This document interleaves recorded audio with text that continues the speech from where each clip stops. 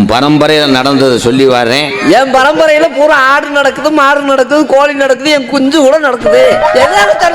எதை சொல்ல போற? இந்த ஊர் சாமியில திகுடு மூட நம்ம சாமி நிக்குதுடா, பேசாமறா. போடாங்க. சூடத்தை பொழுத்த சொன்னீங்க, எகன குளத்தை என் தலையில வச்சு கூட எரிச்சு விட்டு போ. உட்கார மயிர்மே, இதுல பொறுத்துடா. அஞ்சறிவுக்காரன் குறிவாக்க வந்த விளங்க மாடா. ஆதி ஒரு காலம் உங்க பாட்டங்க வாழ்ந்த மருதங்குடி சீமையில நெருஞ்சி முள்ளு காட்டுலதான் நெருஞ்சி முள்ளு இருக்கும். சொல்ல விடுப்பா.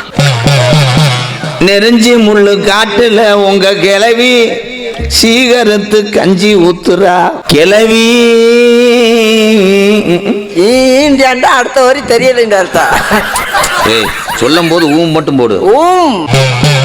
பசியோட வர்ற கிழவனுக்கு அடமலை வேயும் போது நம்ம கிளவி அடுப்பு பத்த வைக்க முடிஞ்சா அமருது அடுப்பு.